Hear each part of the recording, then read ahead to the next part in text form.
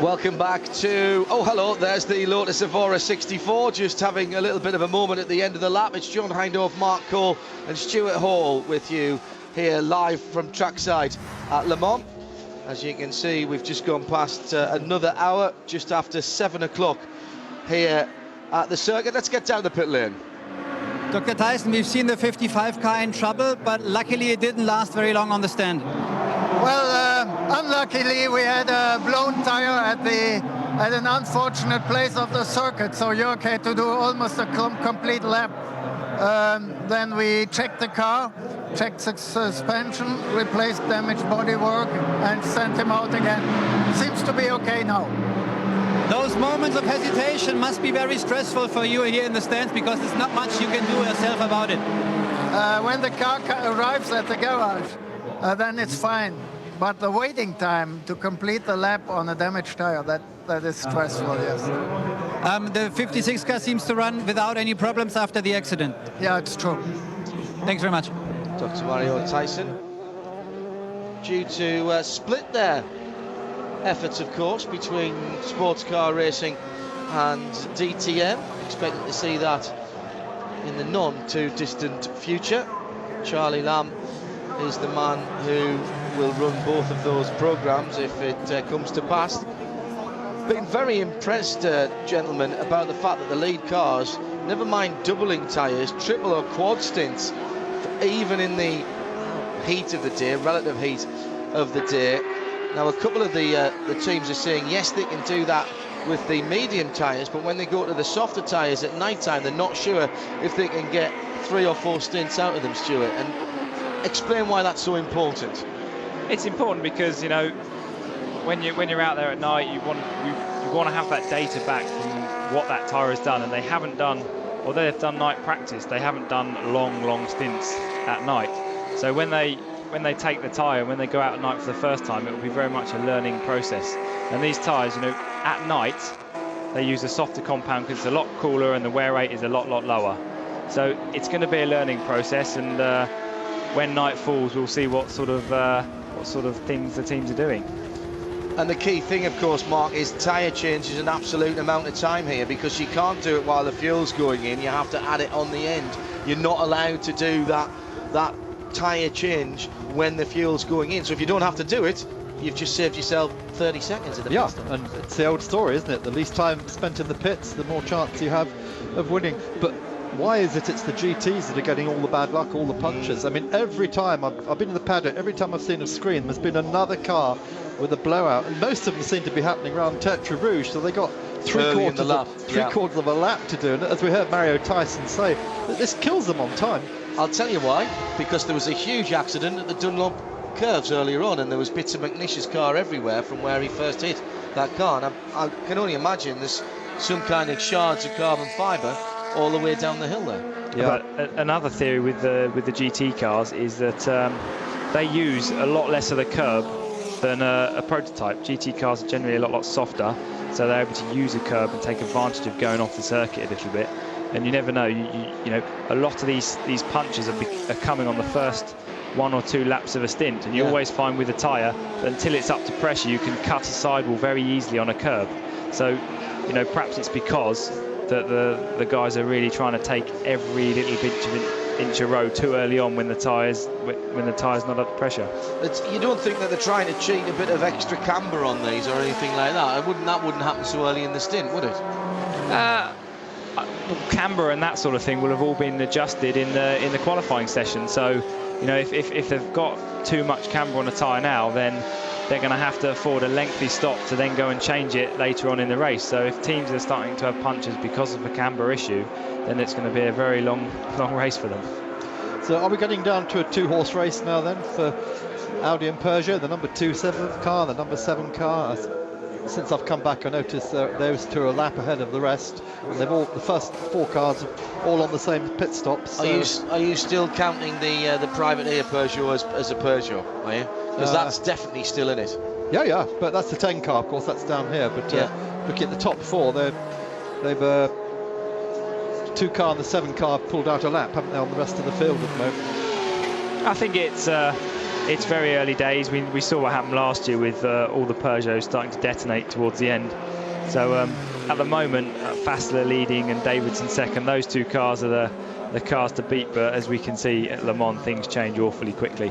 Yeah. John, while we've been away, have you mentioned the fact Alan McNish is back at the circuit now? Yeah, we have. Martin great, said that. Great. I didn't actually see him, but I was just coming past Audi. They told me he just arrived back and he didn't want to talk to Alan, obviously, at that moment. So anyway, good news that. Yeah, it is good news, and I'm not sure he'd want to really talk to anyone for a while. Probably nice lie down.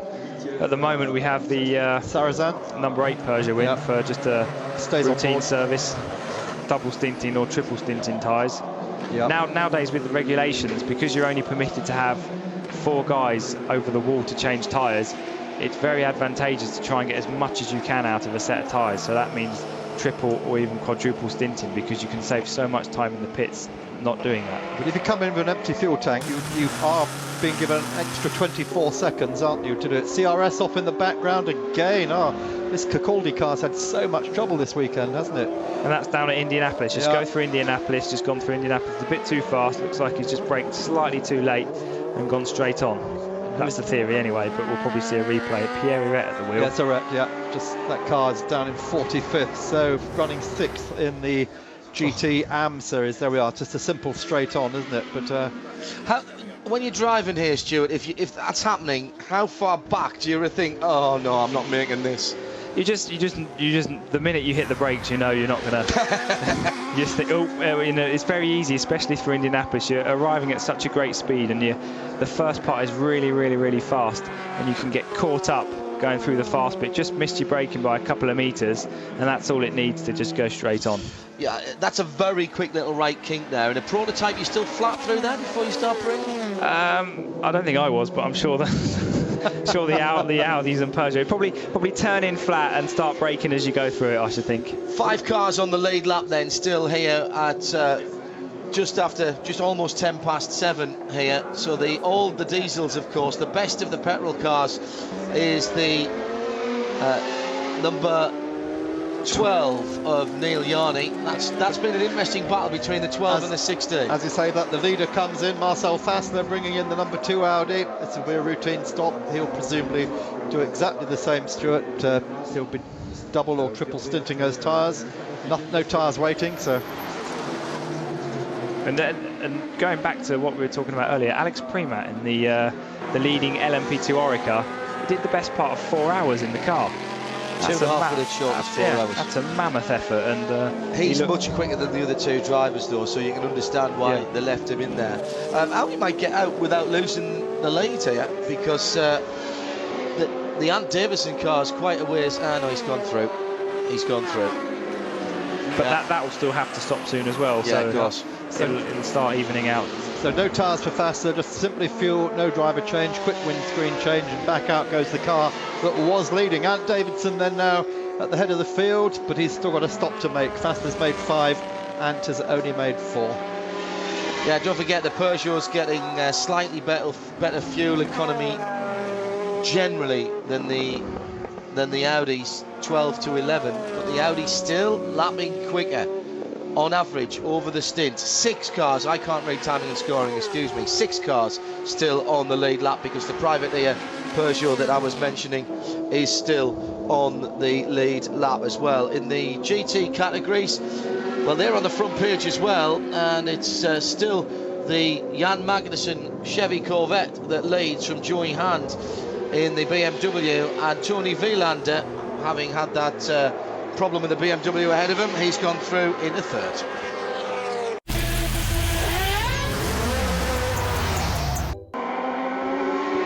It's that time of day, isn't it? Just we're getting into the slightly cooler part of the late afternoon and the early evening, but the light's still good.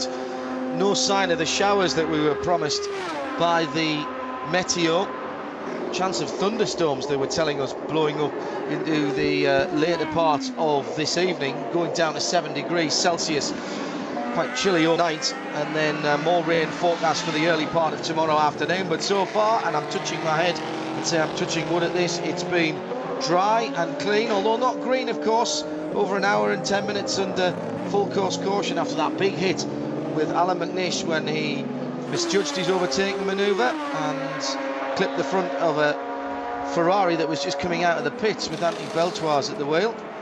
Meantime, here is the Signatech Nissan back in the pits again. This car has had its problems. Once again being hit by the electronic gear shift problems they had at Sebring. In comes Pecom Racing, the 39 with Luis Perez Compact, the Munchies man, heads into pit lane. Interesting concept this. This is effectively another AF Corsa run car by any other name, and should have had a Ferrari engine in the back, as we found out earlier this week, but Ferrari couldn't supply the 458 stock block because they were too busy pigging them into racing cars, I think. Let's just look back at that Alan McNish incident for a moment. Stuart, you and I were on air at that time and had big problems over the safety car, splitting the field in half. And one of the biggest losers there was BMW. The Corvette got a 2-minute jump up the front. Now look at this. Joey Hand is almost consistently 5 seconds a lap faster, and he's whittled that 2-minute gap down to 1 minute 9 seconds now over the last 2 hours. So that is very impressive. What a good drive by Joey Hand. Bring that BMW right up through the order. Yeah, Joey Hand doing a very, very good job. He's consistently just chipping away at Jan Magnussen now and getting closer and closer. We are only 4 hours 15 minutes into the race, so an awful lot can happen.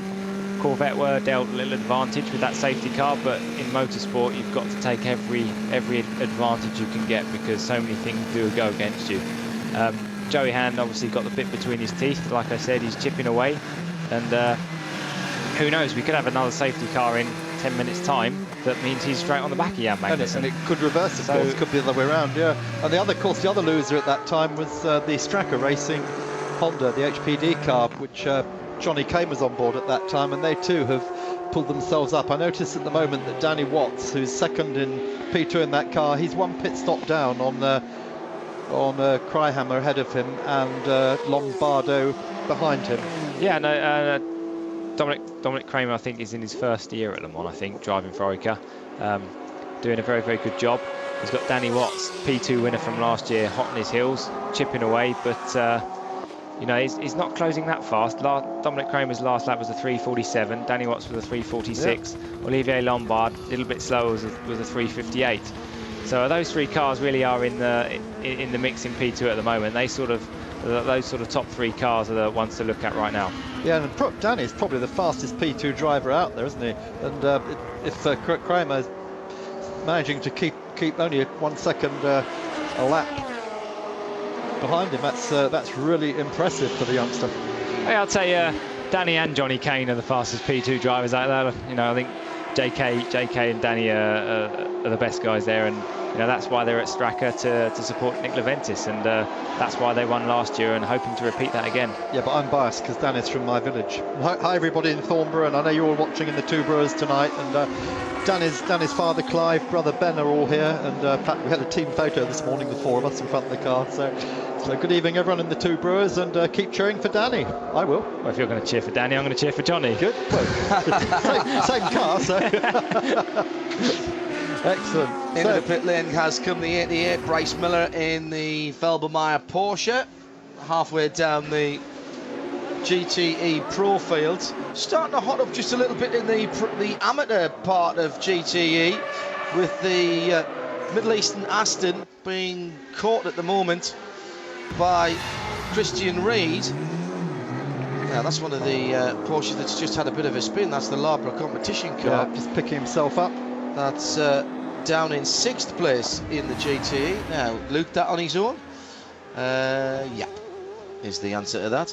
The battle for the lead in GTE with the 60 Aston and the 63 Porsche getting very close together.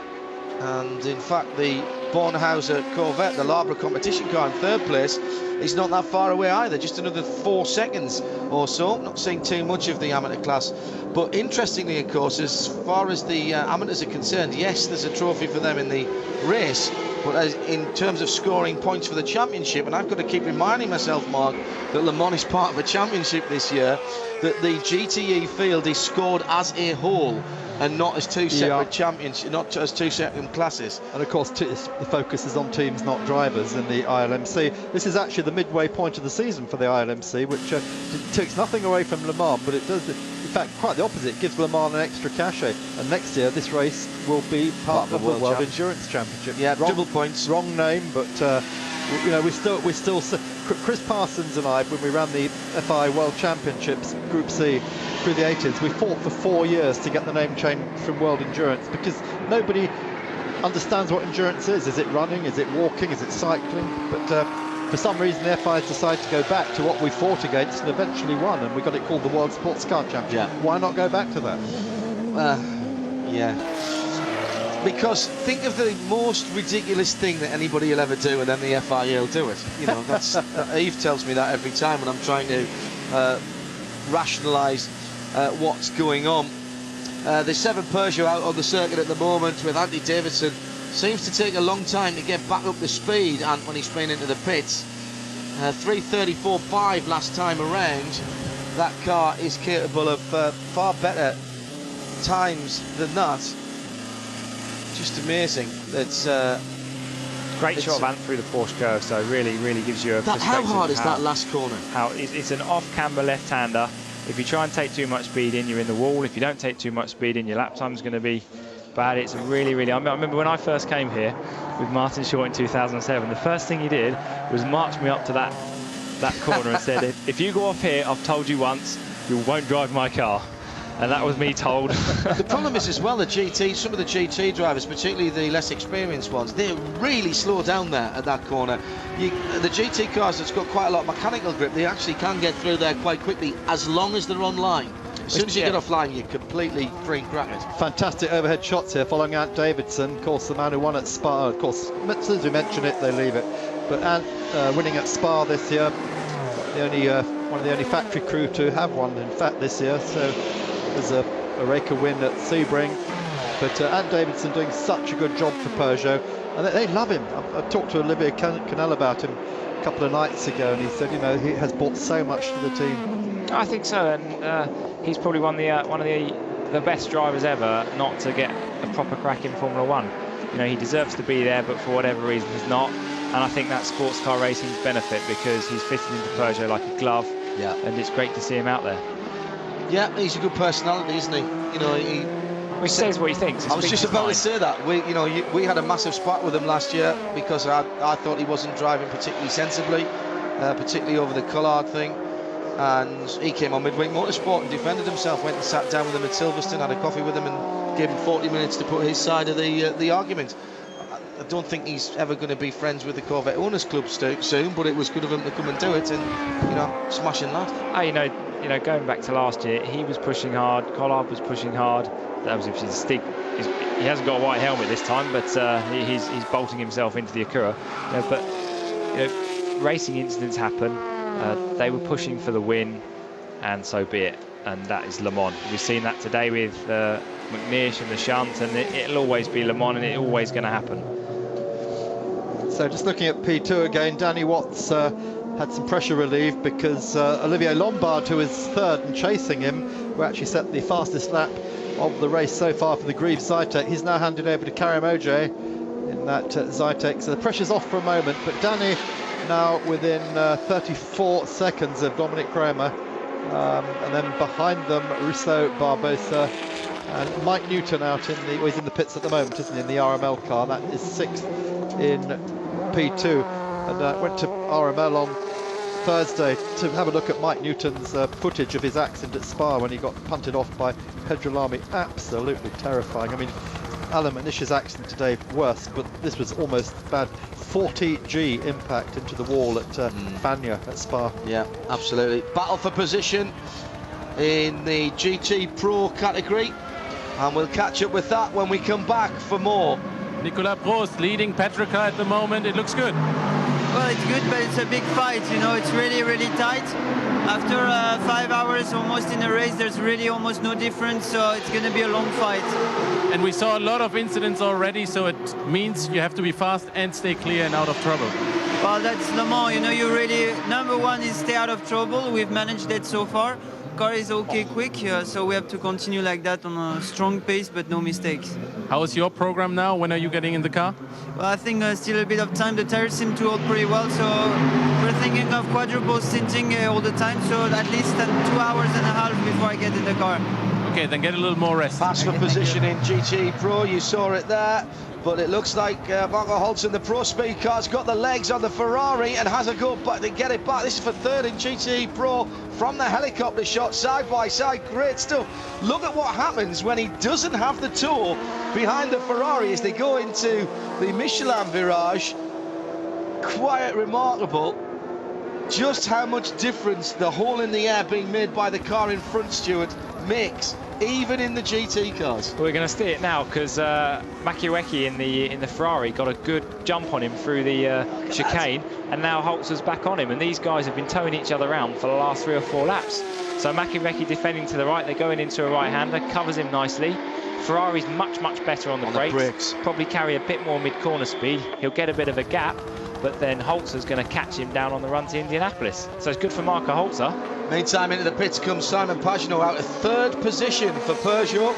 No tyres even offered. They're sitting on the pit apron there as the... Oh, now this is significant because this is the second place runner in the GT Arm category. Mark Wainwright, we was just saying how close that was. He was leading until recently. Christian Reed's got by him, and Bornhauser's not that far behind them either, although he's dropped away a little bit since he got in the car. So that's a change for the lead in GTE Arm, with Christian Reed, the 63 Porsche, having gone through and wasn't in that shot when we saw that spin, Stuart. No, and Mike Wainwright in his first Le Mans. Him and Roll Girth are in their first Le Mans in that car, so that's quite a bit of pressure on them, leading the class straight away. Fabien Giraud, great first stint, and there you go, boys, just go and lead the class at your first time here. Of course, it was that car that spun the other night in Mulsanne with Goethe on board and got T-boned by Romain Dumas, both remarkably escaping with not that much damage. While we were watching that, Danny Watts came in the second place. Stracker Honda is handed over now to Nick Leventis. Nick, who's still a bit sheepish about that big crash on Wednesday night, but anyway, the car's up there in the running. It's on podium position at the moment, and Nick, really one of these guys who just bounces back from everything. And since Le Mans last year, which he won with Danny and Johnny, he's done one of the craziest things ever. He jumped by parachute over the top of Mount Everest, didn't he? There's nothing Nick won't do. His dad Harry's here this weekend, and Harry bought 3 cars for the Legends race, and unfortunately 2 of them broke drive shafts. The 1959 winning Aston Martin and his Dino, and then the third car Bobby Verdon Rowe was driving, that had a misfire. So having bought 3 Legends cars here, none of them finished. And Davison should be coming in next time around, gentlemen, for a scheduled stop with a gap of 37 seconds. It's going to be quite interesting to see if Fessler can get back around. Should do, of course, because the car will be stationary all of that time, pretty much, when you add in the coming down the pit lane. Still watching this 75 Pro Speed Porsche, can't really miss that. Look how much he's lost out to the Ferrari when they've come through the twisties where the braking has made the difference. And the problem now, Stuart, is that Fred Makiweki in that red Ferrari has got far enough away that he's not giving as much of a tow to that Porsche, and that's great news for the Ferrari, bad news for the Porsche. Yeah, he's broken it now. That's what he needs to do. We can see the Porsche slowly catching him, but it's not going to be enough. Yeah. Makiweki will pull another gap on the next corner, and then unless he gets held up in traffic, he'll have broken Marco Holzer and be able to pull away. Leader is on pit road, as predicted by Jeremy Shaw and his magic pit lane and lap chart device, which is a piece of paper and a pen, ladies and gentlemen. Exactly. Can't beat it, can you? Forget computers. Kept us going at Petit-Le-Mans when everything went down one year. Fantastic stuff. BMW versus Porsche down the long stretch towards the Mulsanne corner, and that is Joey Hand in the M3. As out goes Anthony Davison, Yeah, no tyres, just Diesel. stays on board. Diesel, yeah. Gas oil, as they call it in this country. Very cheap here as well. Strange, gas oil is cheaper than petrol here, which is how it should be, of course. Fastest gone back to the lead, Mark. They've swapped round position. Yeah, so John, while that's been going on, one of the all-time heroes of Le Mans, Hugh Chamberlain, has joined us. Hugh of Group C2 fame, and Hugh, it must have been 10 years ago, we're sitting in this commentary box, you were heading for a 3rd place, and I said, Hugh, this must be your finest hour at Le Mans, and you said, unless you count the year we won, yes. Good to see you back. What brings you here? Sorry to correct you, but it was actually 13 years ago. But 13, right. I'll never get anything right. No, don't worry, don't worry. Yes, it's different this year, isn't it? But it's so good that Alan is fine, and well, not fine, but in one piece. It's a very scary thing. I hate being at a race circuit when it goes quiet. Yeah. But that's the awful moment. And if you're actually on the pit wall and it goes quiet, and then you can't get hold of your driver because the confounded man won't answer you on the radio, you never know until the lap is up as to whether or not he's been involved in some way. But it's very, very nice to know that the Alan is in one piece. I'm very happy about it. And the big irony, of course, it was 1955, the big Le Mans accident was on the same day, on June the 11th. Yeah, oh, I didn't know that. Yeah, so a lot of people have picked that up now. And it's only happened 4 times in Le Mans history when the races happened on this day. 55, 77, 88 and today. Wow, look at that. So we had a little moment of silence at 6:27 when the accident that was the occurred. moment, wasn't it? Yeah. Anyway, so fortunate, as you say, all's well that ends well for Alan. Not for Audi, of course. They've destroyed the number 3 car comprehensively and left 2 Audis to have to fight 3.5 or 4 Peugeots, however you like. I think we're going to have to give Oreca full Peugeot badging, aren't we? They won Sebring this year, so for sure. I think that they are doing extremely well. That they're not an amateur side, are they? They're a pretty competent set of peddlers. They know what they're doing. They have a very, very good car, an extremely good team, and some good drivers. So they will be there or thereabouts for sure. Now, Hugh, something that must obviously interest you, because you were involved in the last World Sports Car Championship, is the fact that they're bringing back the title, almost World Endurance Championship for next year. Yeah. Does this make you want to get involved again, or? I don't think I actually need a World Championship to make me want to be involved again. What I need is a couple of pounds and a new motor car, and then I'd be involved. So yes, obviously it is, but at the moment I don't think anybody knows exactly what it means. I don't know whether anybody knows. Well, we don't know where the races are going to be, what the regulations will be definitively.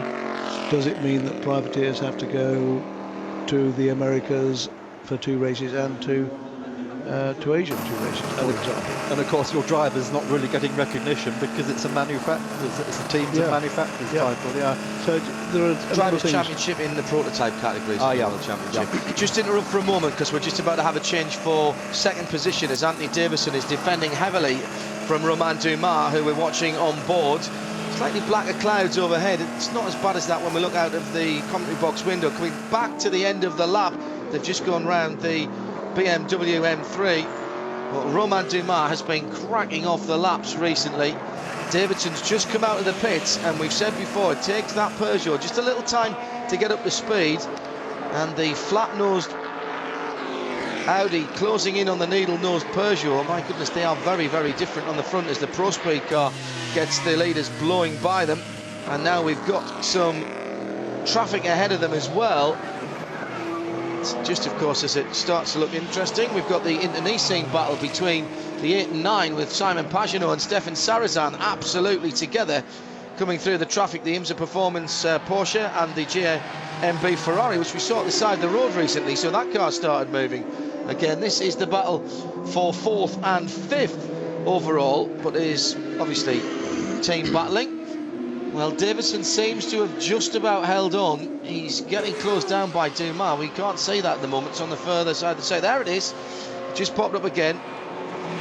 Now, he shouldn't make that much ground up on this middle section because the Peugeots are much, much quicker, running less downforce on the centre section of the circuit, whereas the Audi really likes the fast twisties.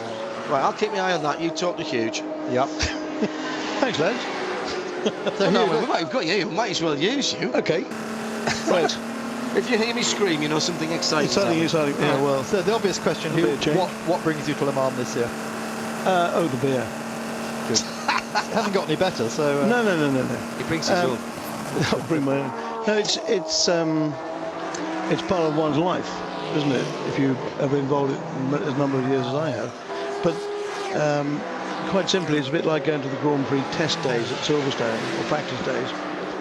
You know that everybody that you might want to speak to will be there, and so you have to make the effort, and whether you want to or not. And as it happens, I want to, so it's nice and simple. But if you come here, you know that anybody that might be of interest, and that you don't have to chase around by email, and they know, oh, hell, I don't want to speak to that guy, can't be bothered. So you catch them when they're sitting down having their eggs and bacon. Captive audience. Yeah. So everybody's here, and I think that's the main thing. So you're obviously still heavily involved in racing, and you've got some historic cars as well, haven't you?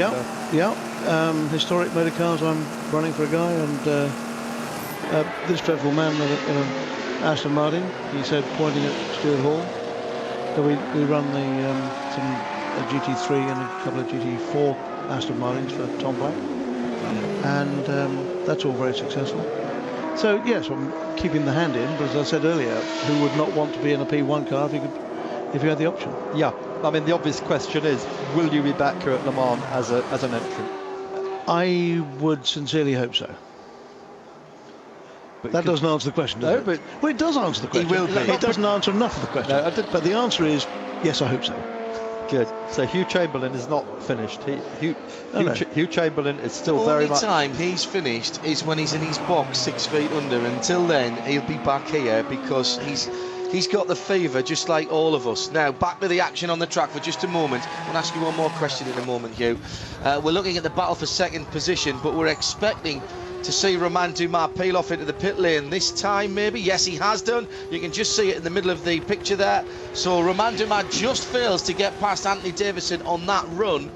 Just a couple of laps difference between the pit stops of those two cars, as in comes Dumas for his stop.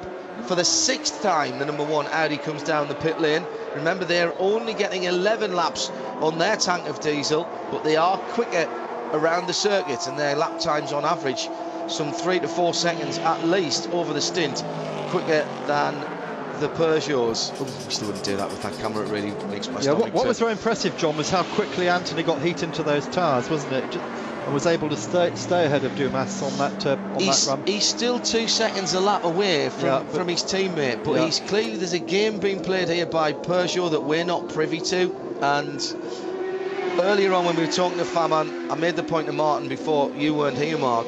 Bruno Faman said, we are driving to get 12 laps. They're not driving flat out, they're driving to get 12 laps, and they believe that's where their advantage is. What a heck of a pit stop that is, by the way. That was, when we know how slow that diesel fuel is. Magic, wasn't it? Hugh, the last time I saw you, we were at Silverstone with Aston Martin at the early part of the season, and you were running some GT3s? GT4s? Yeah. Could be both, or either. Or neither.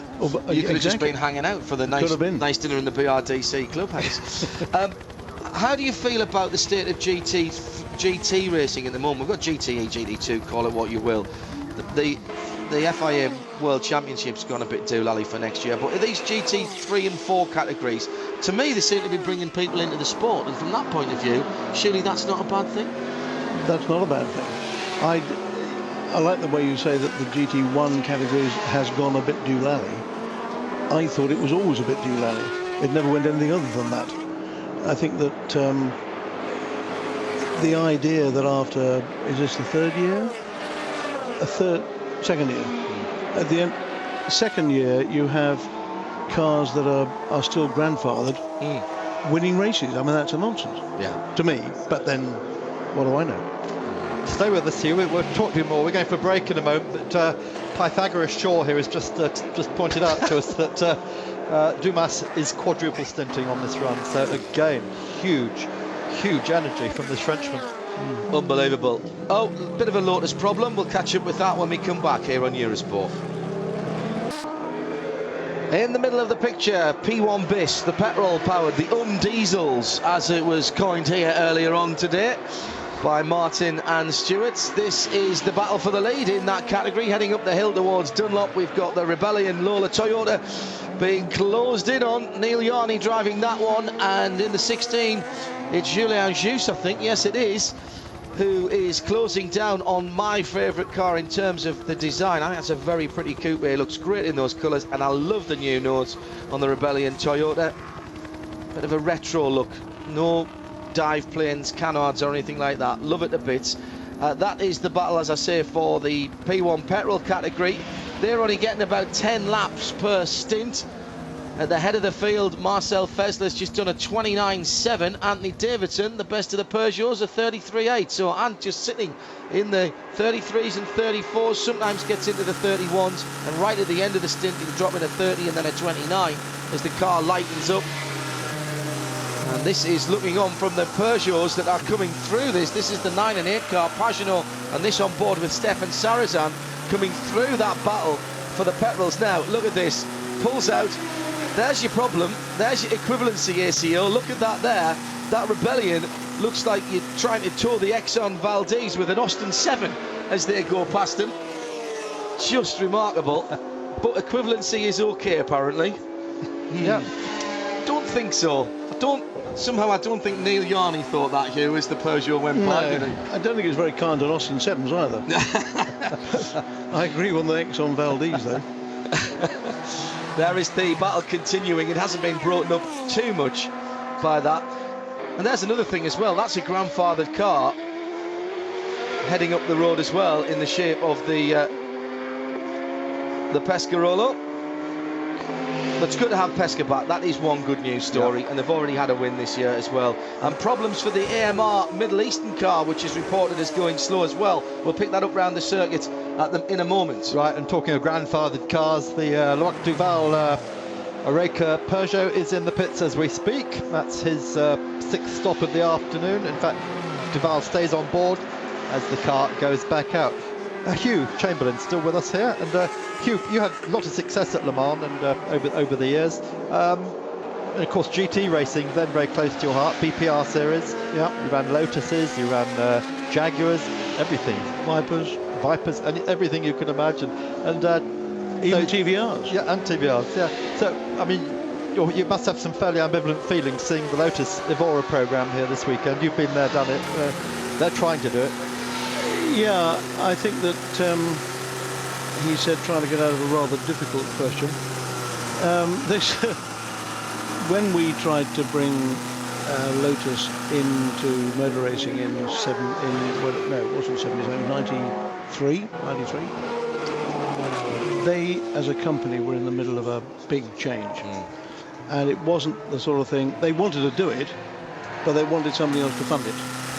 And we weren't in a position to fund it, but we wanted to do it as well. So we eventually got round to an agreement. But I think they perhaps, he said very politely, that the people down there trying to make the Evoras work have slightly more assistance than we did. Yeah. We did have major problems, and we didn't fall out particularly, it was just they didn't speak to me. Actually, that Evora looks like a proper race car. It does. Look at it. I mean, clearly it's got some development work to do on it too. But sure. the basic, I mean, I looked at that at Spa and thought, hello. Yes. It's a nice looking car, and it's the guys that are running it are a very competent team. So it should do not extremely well yet because it is very, very new. But I think it'll go quite well because they do have the backing. People at Lotus are actually saying, we want to go racing. There is a car which we're actually thinking about. We'll make it work. And in our day, we had the rear suspension off a tram, and they said, well, do you think it'd be a good idea to have the wishbone suspension on it? Well, would it be quicker? Discuss. Yes, 3 seconds a lap. Or why ask the question? Well, we didn't get it. But we really need to form an opinion, you know, Hugh. You sit on the fence way too much. I need to talk to you about that. I suppose the bottom line here is that Lotus at the moment are running 44th in the race, and they are running in 49th. But some news just flashing up now. Aston Martin, the 007 car, has been retired officially. So that's both Aston Martins out. They've had 6 laps in total. And that Very sad. That ends Dave Richards' very sad. In the meantime, dreams of glory. In the meantime, the battle for P1 bis, the petrol engine category, unofficial of course, but nevertheless being fought for undoubtedly by the petrol engine team. As you can see, Julien Juste has got ahead for the moment, at least, of Neil Yarney, and obviously we need to see the guys watching the telly instead of the guy tracking up behind him. Here comes Neil Yarney in the coupe. It's nice to see 2 very different looking cars battling, the variety being the spice of life in sports car racing. But this is equivalency. You've got an open car and a coupe, and they're on the same pace. Look at that, that's fabulous. The number 1 just getting away there with Romain Dumas, but this is a battle, a proper battle. And look at Juste looking in his mirrors all the time. You can see his head bobbing around, can't you? Oh dear. And that was where the pass. Oh, the pass was made going into the Ford chicane. That's where it happened the last time around. That's a pretty brave thing to do, getting up the inside there when you're battling with somebody who's on the same pace as you. Now, which of these 2 is going to be better through the Porsche curves? This is interesting. Oh, Gianni goes a little bit wide there, not really making friends with the apex of the slow corner at Arnage, but not such a nightmare. Hasn't got the grip off the corner though, has it, that Lola? With the Toyota engine. Hearing on the grapevine that 3 of Nick Worth's former employees from Worth Research, who have recently left, have taken up residence somewhere near Cologne. Make of that what you will, where the Toyota engine program is based. But at least for another year, Toyota engine's exclusive to Lola. They've said they'll make some more available. I mean, possibly to run 4 more cars. This is all coming to Rebellion, isn't it? The team formerly known as Seabar. What a great shame Hugh Hayden isn't still here to see it. Of course, we lost him between last year's Le Mans and this year's. And Hugh, just while we're talking about people we lost, Soames Langton, you remember, dreadful, in the BPR Series 96, was in this sort of coma for years, and he died just a few weeks ago. And, it's terribly sad. I mean, he was an absolutely charming man. Yep, everyone loved him. He was a great guy, and it was so sad when he had the accident in the first place. And then, of course, to last that long, I'm not quite sure it's a good or a bad thing. But obviously, you wanted to continue, and you make that decision. But it was very sad that he never really regained any use of anything sensible. It was very sad. And of course, hello, that's Dumas with a spin. Yep. Romain Dumas has looped it. Now I'm not an expert, but I don't think he's facing in the right direction there, Hugh. Reverses where exactly? That looks to me like that might be Tete Rouge. Yeah, it is. Tete Rouge. And he finally gets that around. Not a good corner for Audis there. Rockefeller binned it there a few years ago, and he's outlapped, didn't he? But number 1 is running again. And yeah, Tom Christensen, of course, damaged the 3 car quite extensively there. Wasn't going to polish out, and immediately they come to life. They're going to bring him in, aren't they? So it's got to do a whole that's Fessler's pit, actually. Fessler, right? Okay. Now he's gone past Rob Bell's car, and he's turning in, and that's nasty. Up on the baguette on the inside. Yeah, that's what threw him off, the car. Yeah. These great dome-shaped curbs. So Hugh, really good that you could join us this afternoon and this evening now, and of course. Small's been here with you this week. She's gone back now. Just tell us, she's made a big name for herself as a landscape gardener now, and I understand she's had some huge success a couple of weeks ago. She has, yeah. Well, gold. Yeah, well, it's not, let's get this right. Small is a landscape gardener, and very good at it. And she works with a number of people, and one of those is a fellow called Alan Frost, and he asked her if she'd help out at Chelsea. And she did, and she helped with the planting of the actual bits and pieces rather than the construction of the site. But they won a gold medal. They won the gold. She was involved. She was involved, but it wasn't, let's be fair about it. Much as I love her, the fact is that it was not her that did it. It was somebody else. But there we are.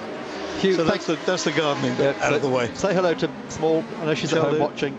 And hello, Small. Good to see you the other day. I enjoyed our chat.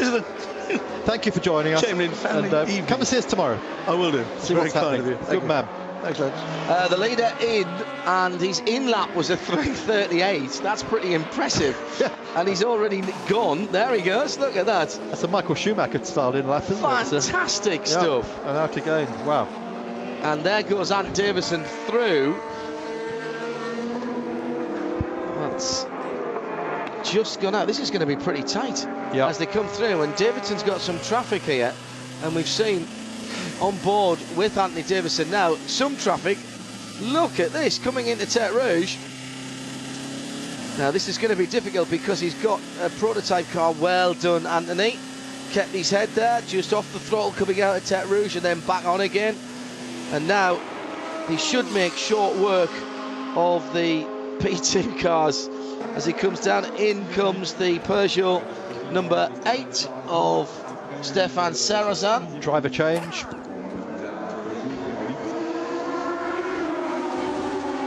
So Sarrazin hops out. Fuel in. Taking 4 tyres. So 12 laps again. Audi still, as you say, struggling to get more than 11 laps out. Ralph Juttner said it was going to be between 11.1 and 11.9 laps. Ask so he Frank Bieler how useless that is. Yeah, I know, but he said they weren't going to make 12. He didn't feel. He said that off the record, but then put it on the record. So tyre changes and taking over from Sarrazin. Who's due to take over from Sarrazin? Let me have a quick look. It must be Manassian because Montani started the car. Correct. So, yep. It is Nick. Quick Nick. I just got a quick there you go. Yep. Good. And again, Britain's favourite Frenchman. Absolutely. He's but not Michael Bentwoods.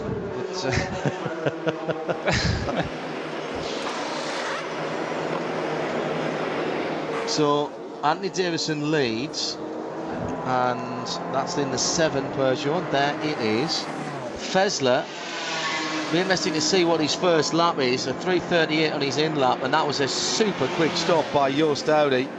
By the way, in the other classes, we're having a cracking battle in GTE Am between the 57 Ferrari, the 60 Aston Martin, and the 50 Labra Competition Chevy Corvette. Now they've just opened out a little bit because they've all just had pit stops, but they close up. Yeah, and Fred Makovic is actually in the pits at the moment, as you say that, in the 59 car, the luxury car, which is in 4th place. They're having a good run today, aren't they, luxury? They're being run by Rizzi Competizione. Giuseppe Rizzi sending all his crew over to help them out here, because luxury, really no experience at Le Mans, and they needed the just the 59 car though. Just the 59 car. Yeah. I did see Giuseppe the other day. He was looking well, driving his little Alfa Romeo hire car.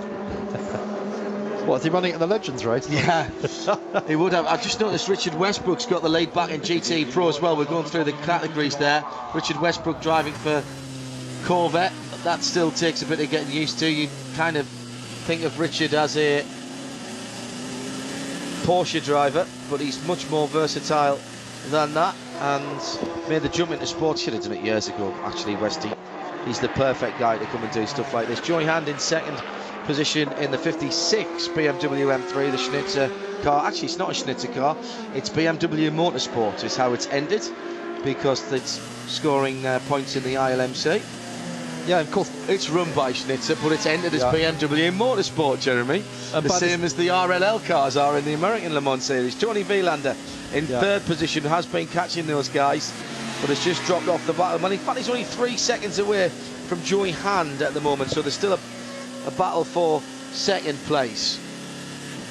Still Anthony Davison can't get those times, Mark. Yeah, talking of semantics and the names of teams, I mean, Alan McNish wasn't driving for Yost, he's driving for Audi Sport North America, so that of course hasn't hurt Yost at all in the ILMC points. Correct. Different team from them. So irony is, of course, the man who's most closely associated with Audi Sport North America is Brad Kettler, and he's not working on that car, which was quite interesting. One good thing is, though, for those of you in the UK, Kyle Wilson-Clark engineering the number 1 car, who's a Brit, with David Brown as the number 2 to him.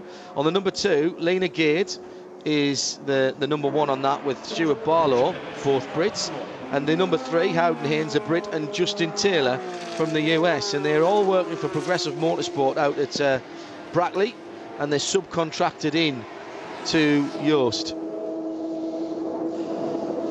So, evening's starting to fall then. It's now coming up to 8 o'clock in the evening here in West France. Beautiful evening, as you can see. John, you mentioned the meteo earlier, and I got the local meteo this morning from the airport. They told us it was going to be sunny this evening, and there's going to be a clear night with a nice quarter moon.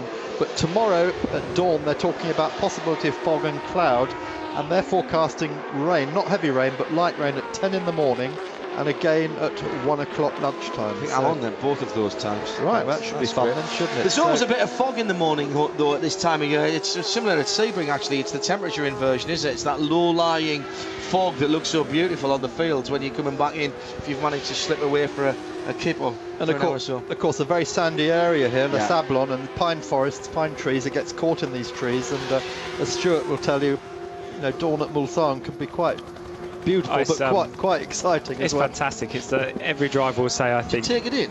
Can you take it in? You can. I remember my first experience here at about 5 a.m. and I'd into a triple stint, I think it was, and going down the Mulsanne in the fog, thinking, my word, and then starting to smell the bacon sandwiches and things of all and suddenly getting really hungry and having to slap myself a little bit to try and, get that rhythm back. But it's an amazing feeling. I think obviously the start and the finish, but that's the next best bit as we see the 55 car coming in for a routine service. This is the BMW M3, one of the ones we were talking about earlier on. This is the one that had the problems, of course, earlier, and so has dropped down the field. Jörg Müller getting out of that car, I think. Yeah, I think might be staying in, actually. Mario Tyson was surprised how much damage was done to the car, wasn't he, by that blowout? But he didn't back off very much, did he, when he came back? Some people run really slowly to get back. Others think we'll just go for it.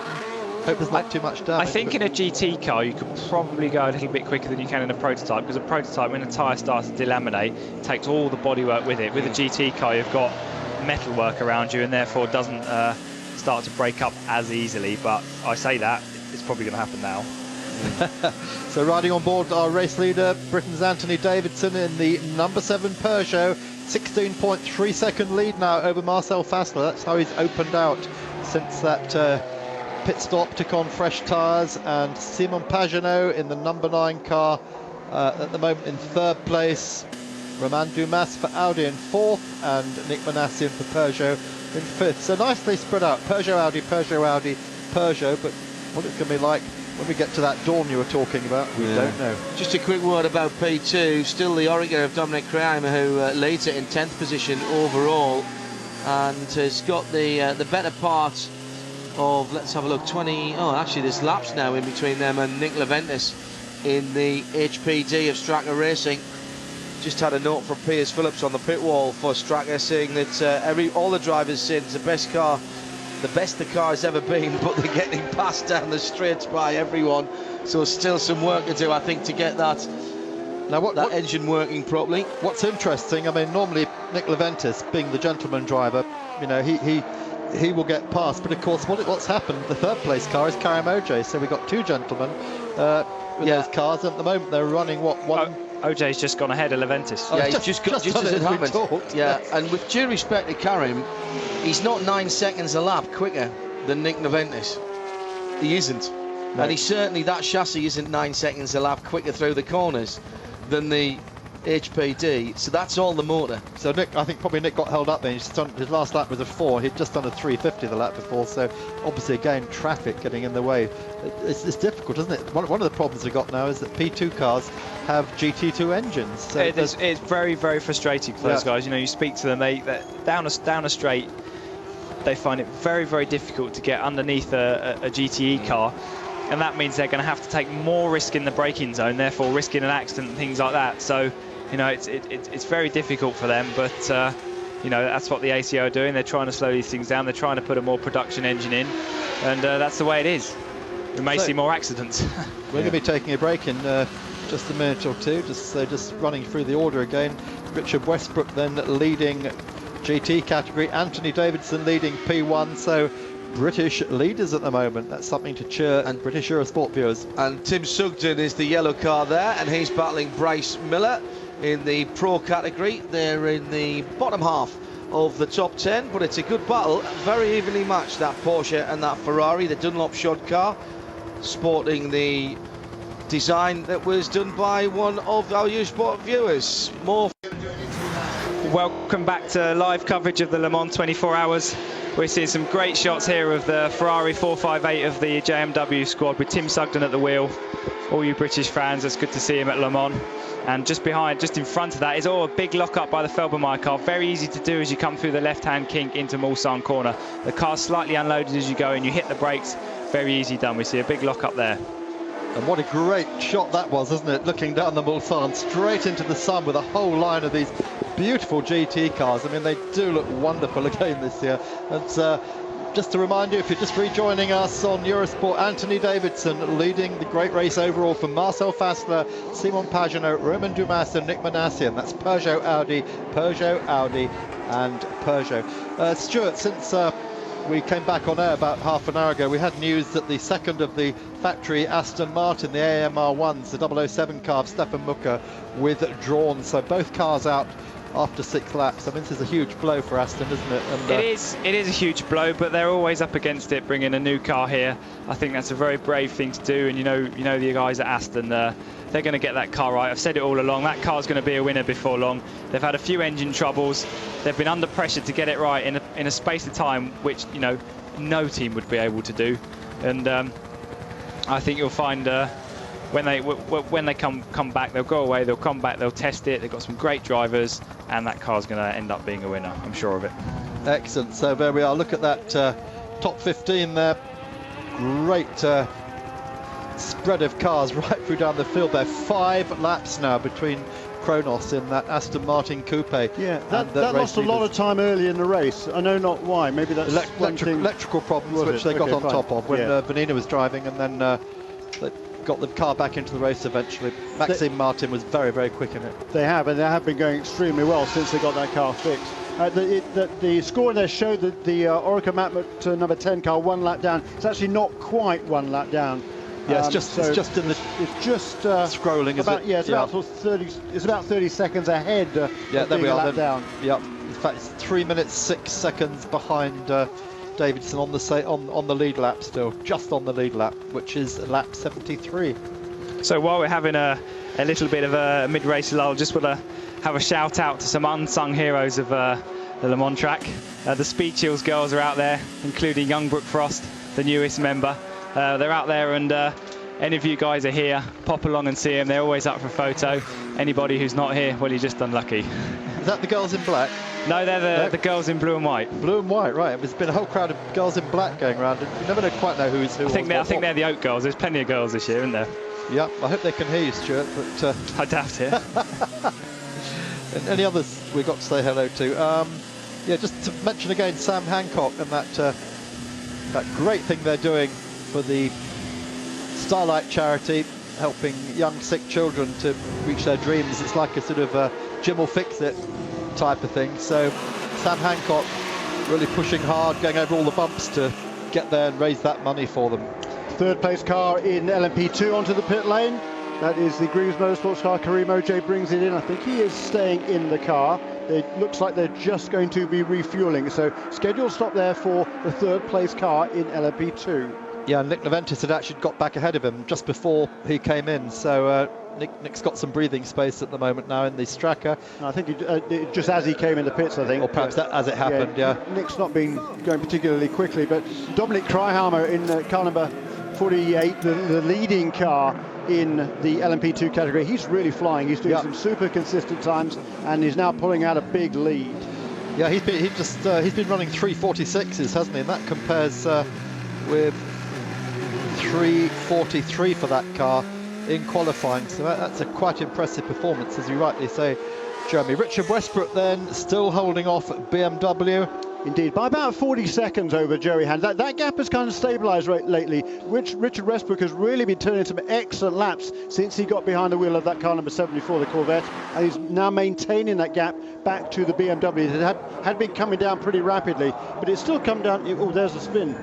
Yeah, 77 Stolbermar car. That's in the hands at the moment of Wolf. Is it Richard Leitz or Wolf Hensler, I believe. Wolf Hensler? Whoa! Right. In fact, they're All three in the pits. All three factory drivers, so they shouldn't be making mistakes like this. Was he coming in the pits there? I think he was coming in the pits, wasn't he? No, talking of Porsches, watching Porsches, Donegal's finest is back with us. Damien Faulkner, welcome back. What have you been seeing out there? Here I am, thank you. Well, I've just been grabbing something to eat, actually. Having a look around. That's not the job. The job is to go to every single pit, talk to every single team, and they couldn't hear me. It's very loud out there. Yeah. That's a similar. Is there a bit of oil must or something be some oil there? mustn't there? Well, unless Hensler's covered the track with stones. Pirouette there. I think Wolf was coming in the pits. He has come in the pits subsequently, and I think he lost it in the pit lane. Yeah, and then spread marbles all over the track, which is what happened to Andy Prieur the other night with disastrous results, as you know. So, what's your take on the race so far, and Damien? What's impressed you? Well, I mean, obviously the safety of the Audi. Alan McNish, the big talking point at the beginning of the race. And then I think, as we all predicted, it's going to be an epic battle this year between Audi and Peugeot. And, you know, it's sort of nip and tuck, isn't it? I think the Audi has a little bit more pace, but the Peugeot has a little bit a better fuel economy, so they can run a little longer. So we'll see how that pans out. It's evening out a little bit in that sense, isn't it? I think it is, yeah. I mean, we'll know more, I guess, when the race is over. But just a word about an old sparring buddy of mine, Richard Westbrook, and what a great job he's doing in the Works Corvette there, leading the class at the moment. Richard and I had many's a good battle. I was going to say and bad. I didn't, did I? There you did. Anyway, it's good to see Richard doing well. You know, he's a phenomenal driver and twice winner of the Porsche Super Cup. So Simon Pagenaud, is it the 9 car coming in? Can't quite see at the moment. It is Simon Pagenaud. In he comes. Driver change then? There is. You see how fast they're out of the car, almost like they have an ejector button. So well practiced. Handing over to Pedro Lamy. Can't mistake that helmet. Pedro Lamy getting back into the groove now. That car coming in out of 3rd place. That will drop down the order. Romain Dumas in the Audi will go ahead of him, but then of course Ant Davidson, who's still out front, he still owes everyone a pit stop. He's had 5 stops. Everyone else behind him has had 6 stops now, right up to 8th place.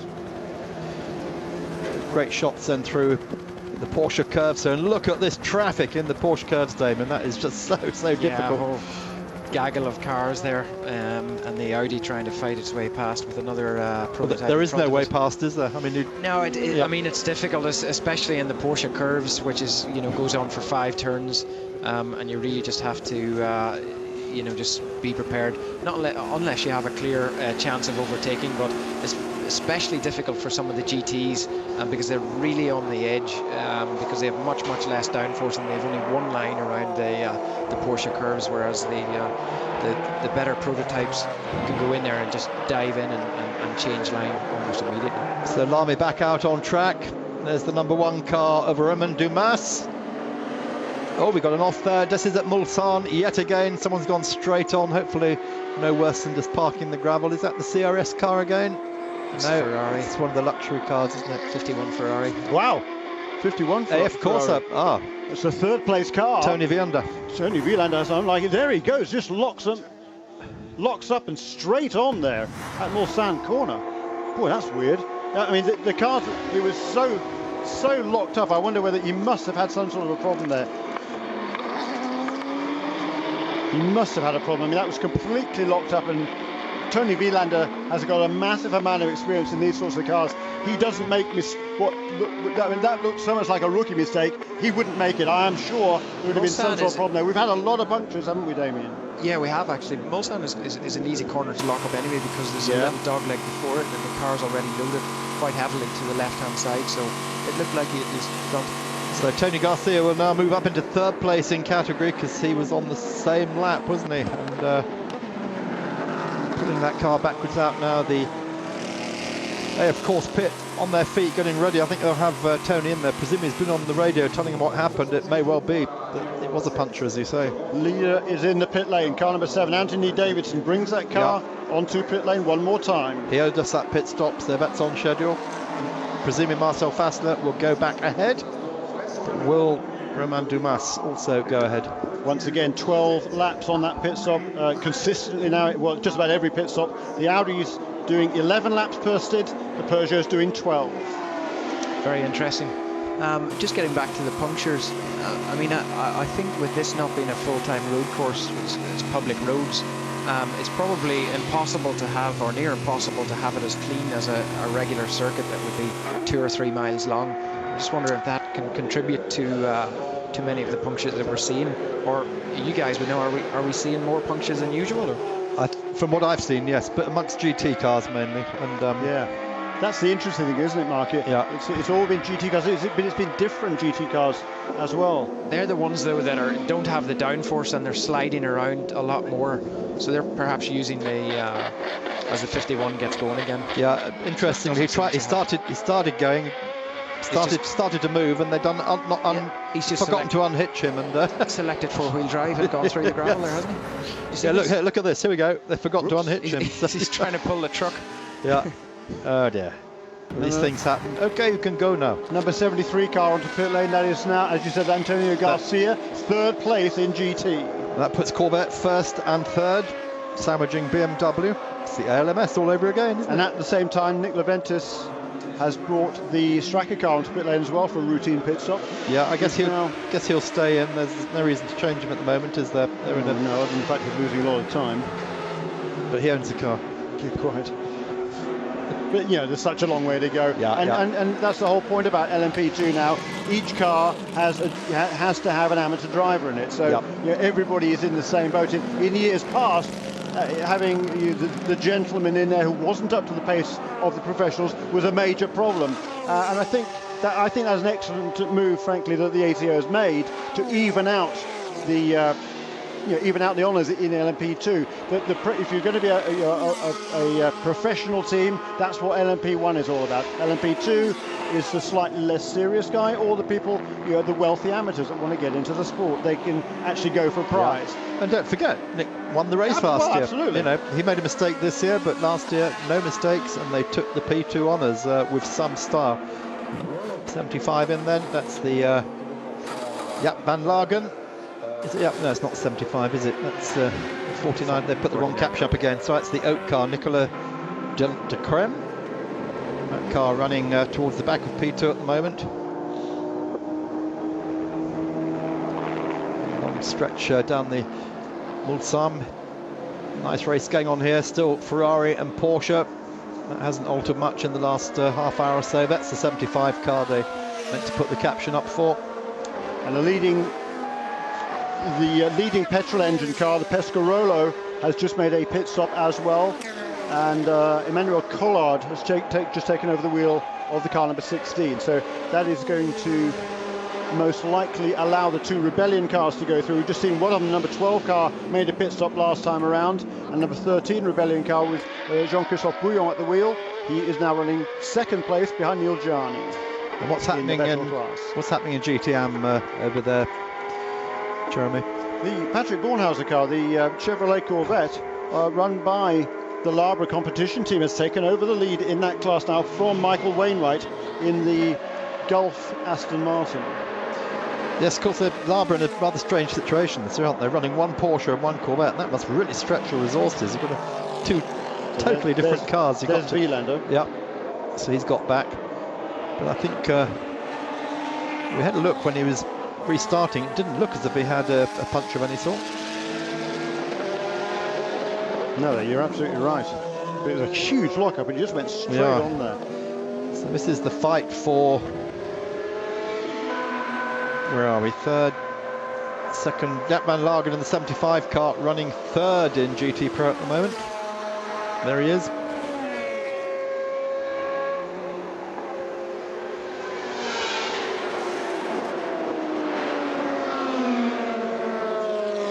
Into Porsche curves. Just got to get that entry absolutely right, because once you're in there, you're committed, aren't you, Damien? And there's only one line really through there. There is, and just listening to the GT drivers, you really have to concentrate hard, especially when one of these prototypes coming up behind you. You just have to commit to your line and really, let the other guy, make the decision as to whether he's going to pass you or not. So Romain Dumas, I believe, coming out of a quad stint. Is that right, Jeremy? Yes, it is. Yeah, so what a good job he's done. 4 stints, that's best part of 3.5 hours, isn't it? He did have a spin there, didn't he, in the last... Was it Romain Dumas? Yeah, it was indeed. Yeah, it's Tet Rouge. Yeah. That was, 8 laps to go. Well, that has been a long stint by him, but once again, just looking at the timing of the pit stops, we've said consistently the Peugeots are going longer between pit stops, but consistently too, the Audi pit stops are a good bit faster. The number 2 and number 7 car, number 2 car, the race leading car, Marcel Faisler in the Audi R18, before his last pit stop, he was leading Anthony Davidson by about 32 seconds. The gap now from first to second is 47 seconds. So once again, the Audi picked up time during that last pit stop.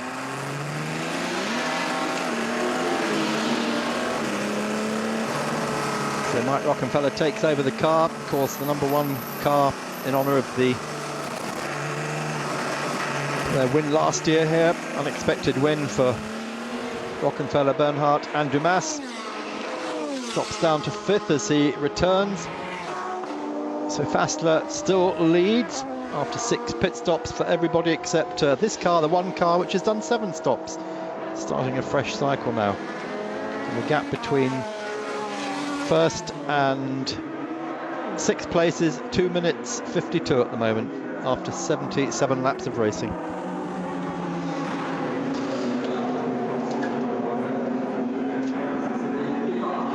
Yeah, sorry, just catching up my homework there. As we see the number 10 car into the pit lane as well. So that is, again, right on schedule, I think, for car number 10 on lap 78. So once again, 11 lap stint there for the year-old car. It's interesting to me, Mark, that the grandfathered car is not getting as good a fuel consumption as is the brand new car. Yeah, the new cars are much more fuel efficient, aren't they? Apparently, you're comparing a V12 with a V8, aren't you? So I guess that's where we're going to get the difference. Been joined in the booth by Ben Bowlby, who has been a designer of racing cars for an awful long time. Ben spent many years with Lolas. You've been over in the States now for quite a long time and working on this very exciting project over the last how many years? The DeltaWing project. Initially, Ben, you were trying to develop this to be the next generation of IndyCar. That didn't work out, but you did kind of go back to the drawing board. But yourself and Dan Partel, who runs the DeltaWing company, along with you in the States, you've taken on a different tack with the program, and you had a very exciting announcement you made just a couple of days ago. Well, that's quite true. In fact, I suppose it wasn't a shock, but the reality that the DeltaWing would actually participate in a race like the Le Mans 24 Hours was just a wonderful piece of news. And so on Thursday we found out that we truly were going to take the 56 garage. That's the one reserved for a car that runs out.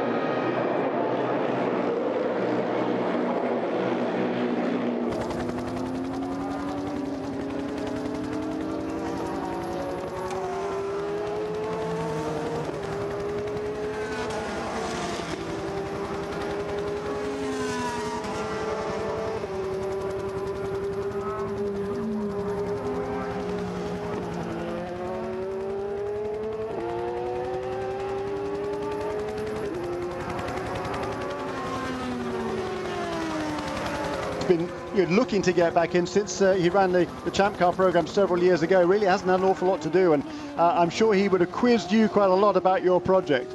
Well, certainly. I mean, he actually summoned me to California and sat me down and said, you know, everything that I read about the DeltaWing is absolutely in line with what I believe racing should be doing. And as you know, he has actually been very busy building his All-American Racers business to produce military drones, aerospace components, particularly composite components. So for Dan, who is frankly an icon of racing today, still, and to come back, do you realise he hasn't been to Le Mans since 1967 when he won it, that famous time? So this could be the catalyst, not only for the auto industry and the consumer, but also Dan Gurney back to Le Mans. That is so cool. Just talk a little bit perhaps about, I mean, the car was originally designed to race in Indianapolis. That was the original concept behind it. You know, how much work have you had to do to adapt it to become a sports car? Well, I suppose we should have started this entire conversation with, does it steer? And in fact, after 25 years of designing racing cars, I haven't forgotten to make one that steers. But no, I mean, the interesting thing is that the concept is very robust. And what we found was that we could morph it into a two-seater sports car with very little alteration. Aerodynamically speaking, mass properties wise, it's a great fit. And in fact, Le Mans in a 24-hour race is the absolute perfect fit for this car. I mean, it's got super low drag, and it's a CD of 0.24, lower than a Prius, you know, and makes great downforce from the underbody and so on. Has fantastic handling at low-speed corners. Not that there are very many here, but nevertheless. So it has the full range, and I think that fuel efficiency is such an important part of what happens at the Le Mans race, that we're really like a supercar for Le Mans. I mean, you talk about the drag coefficient there, the CD 0.24. A regular, normal Le Mans prototype has a CD of about, what, almost 1, isn't it, or thereabouts? No, they're a lot better than that, and obviously they've been working very hard to get the CD down, but they are also fairly large cross-section frontal area, so CD times area gives you your drag, and we're both very low frontal area and very low drag coefficient. So we basically, in very rough terms, it's about half the drag of today's cars. Now, you Mark. Yeah, Ben, I was just going to say, looking at the picture of your car here, the launch, when we saw it last February, I think, Detroit Motor Show, it was a single-seater. Let's just interrupt here. Yep. That is the second-place car. Right. It's actually the leading car, because the Corvette was in a couple of laps ago, so this had taken over the lead, having come from 2 minutes down. Yep. Joey Hand and the other guys in that number 56 BMW have brought that car right up to lead the class before coming in to make this. Yeah, they got caught in the long safety car period for Alan McNish's accident. Ben, going back to your car, at Detroit it was a single-seater. Looking at now it's a two-seater now. How much redesign have you had to do? Well, the width of the front track is about 0.6 of a metre.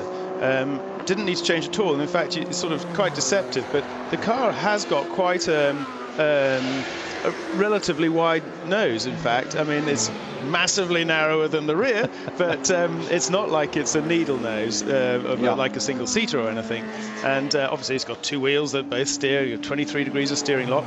The LMP1 tub rules actually mean that we don't have to widen the front of our bodywork at all to accommodate a standard tub.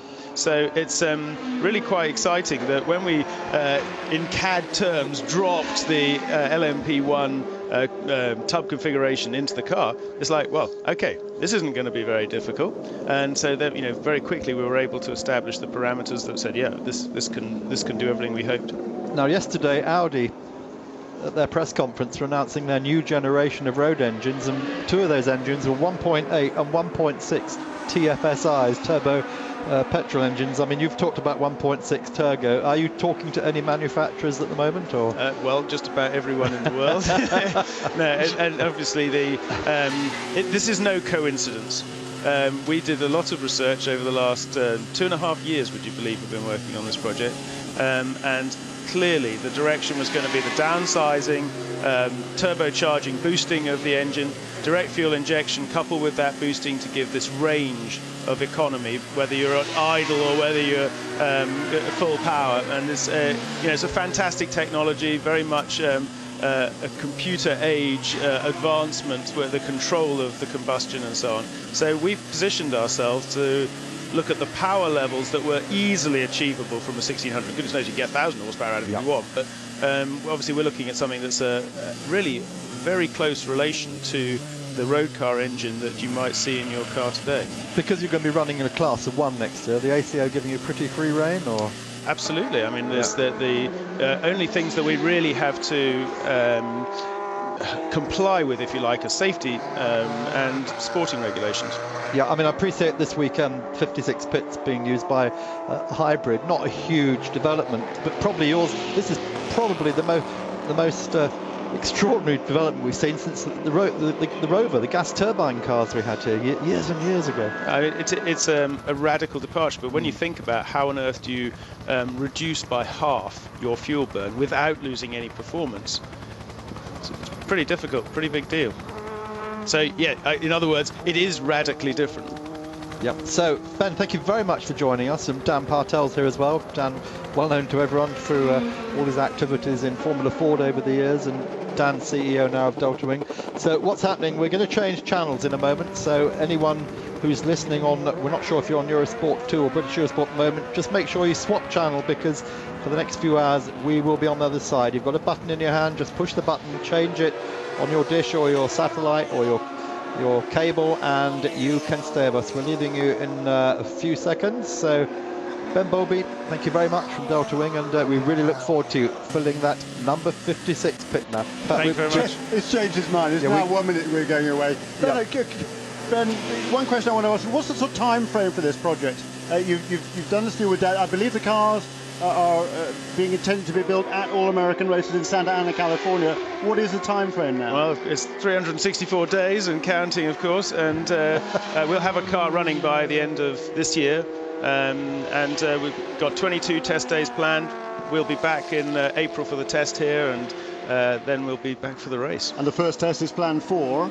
It'll be in December, I think, in Florida. Very good. Good to see you then. Well, thanks very much for updating us on that project, Ben Bowlby. Look, we'll talk to you next year.